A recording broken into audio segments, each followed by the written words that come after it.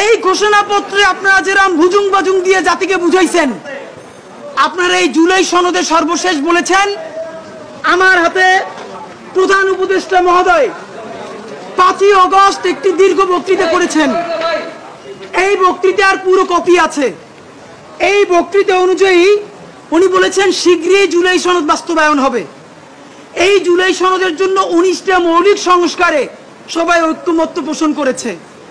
এরপরে যে কথাটা আর বলা হয় না, এই 19টা ঐক্যমত্যের মধ্যে বিএনপি বলেছে তার মধ্যে 10টাই তারা নোট অফ ডিসেন্ট দিয়েছে।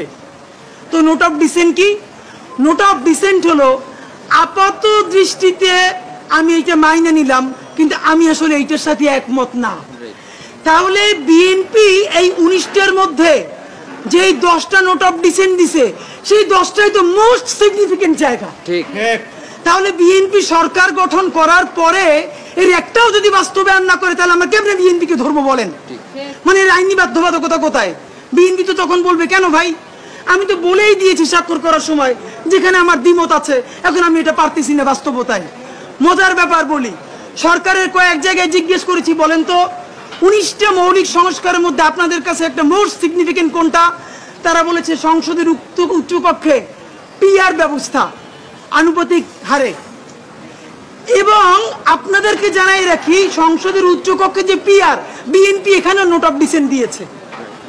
যে সংসদের উচ্চকক্ষে বিএনপি যে নোট অফ ডিসেন্ট দিয়েছে, এটাও যদি সে বাস্তবায়ন না করে, তাহলে আমরা, মানে আপনি ভাবেন আমরা কি কারণে, ঠিক কোন কারণে আমরা এখন এই কথাগুলোকে বিশ্বাস করব? রাজনৈতিক দলগুলোকে তারা ইন্টারিম থাকা অবস্থায় আমাদের চোখের সামনে 47কে নাই করে দিল, পিলখানাকে নাই করে দিল, শাপলাকে নাই করে দিল, নিরাপদ সড়ক আন্দোলনকে নাই করে দিল, বিচারিক হত্যাকাণ্ডের কথা তারা বললো না।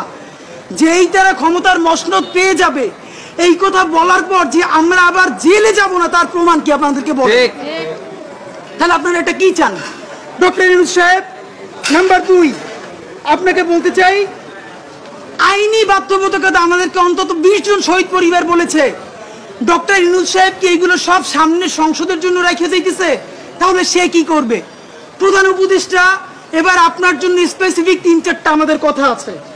আমরা এই কথাটার কথা লিখেছি, ইন্টারিম বনাম ইউনূস। এখন যে কথাটা আপনাদেরকে বলবো, এই কথাটা আমরা প্রচুর হোমওয়ার্ক করে বিভিন্ন গণমানুষের সাথে, রিক্সাওয়ালা, ভ্যানওয়ালা, সবজিওয়ালা, পেশাজীবী, বিশ্ববিদ্যালয়ের শিক্ষক থেকে শুরু করে অনেকের সাথে কথা বলে আমরা এই কথাটা বলবার চেষ্টা করেছি।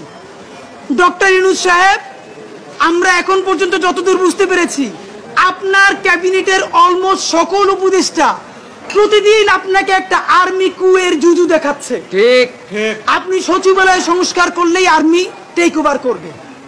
আপনি যদি পিলখানার কথা বলেন, আর্মি